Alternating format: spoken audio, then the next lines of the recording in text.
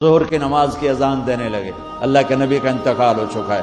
جب اشہد ان محمد پر پہنچے تو روتے روتے روتے آواز بند ہو گئی اور جلدی سے اذان پوری کر کے نیچے آئے، کہا آج کے بعد قسم اٹھاتا ہوں اذان نہیں دوں گا، میرا نبی نہیں ہے تو اذان بھی نہیں ہے۔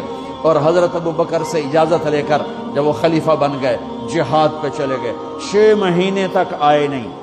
لاکھوں صحابہ جہاد میں گئے، کسی کو میرے نبی خواب میں نہیں آئے، صرف بلال کو آئے۔ بلال یہ کیا بے وفائی، ہم سے ملنا ہی چھوڑ دیا، ہمارے پاس آنا ہی چھوڑ دیا۔ آنکھ کھلی تو ان کو یوں لگا جیسے اللہ کے نبی زندہ بلا رہے ہیں، یا رسول اللہ میں آ گیا، یا رسول اللہ میں آ گیا۔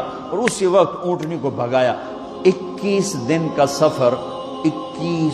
سفر 7 دن میں کیا، 7 دن صرف نماز اور پیشاب کے لیے اترتے تھے اور بھگاتے بھگاتے بھگاتے 8ویں دن جب مدینے میں پہنچے تو آتے شور مچایا، یا رسول اللہ میں آ گیا، یا رسول اللہ میں آ گیا۔ ان کے ذہن سے نکل گیا کہ آپ تو دنیا سے جا چکے ہیں۔ جب مسجد کے قریب پہنچے تو پھر تڑپ اٹھے اور چیخنے لگے کہ آپ تو ہیں ہی نہیں۔ پھر گئے سیدھے قبر پہ جا کے یوں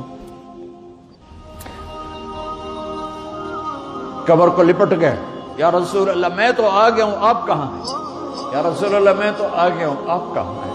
یا رسول اللہ میں تو آ گیا ہوں، آپ کہاں ہیں؟ بے قراری میں روئے جا رہے ہیں، میں تو آ گیا ہوں، آپ کہاں ہیں؟ میں تو آ گیا ہوں، آپ کہاں ہیں؟ ہے نماز کا وقت داخل ہو گیا۔ کون سی نماز تھی اللہ ہی جانتا ہے، اور سب کو پتا تھا بلال نے قسم کھائی ہے کہ اذان نہیں دیں گے، لہذا کسی کو جرت نہیں ہو رہی کہ بلال سے کہیں آج اذان بلالی سنا دے۔ تو چند صحابہ کو خیال آیا کہ نبی کے نواسوں کو سفارشی بناتے ہیں، حسنین۔ آپ نے فرمایا میری آنکھوں کی ٹھنڈک حسن اور حسین، میرے جنت کے پھول حسن اور حسین۔ تو صحابہ آئے بچوں کے پاس، حسن حسین، کہ بچوں آج کسی کی نہیں چلے گی، تم بلال سے کہو اذان دے۔ تو یہ دونوں ننھے منھے بھائی، حسن 7 سال کے، حسین 6 سال کے، 10 مہینے کا فرق تھا دونوں بھائیوں میں۔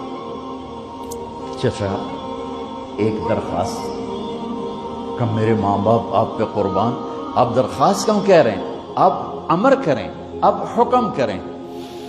کہنے لگے جیسے آپ ہمارے نانا کے لیے اذان دیتے تھے آج ہمارے لیے دے دو۔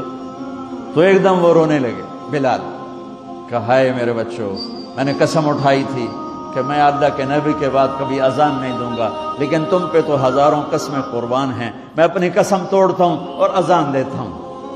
جب وہ چڑھنے لگے اس بی بی کے گھر، قریب ایک انصاری عورت کا گھر تھا جس کی چھت پہ چڑھ کے اذان دیا کرتے تھے، تو سانس رک گئے سب کے، آنکھیں پھٹ گئیں، اور وہ یوں منظر دیکھ رہے کہ آج بلال تو ہے، محمد مصطفیٰ نہیں ہے۔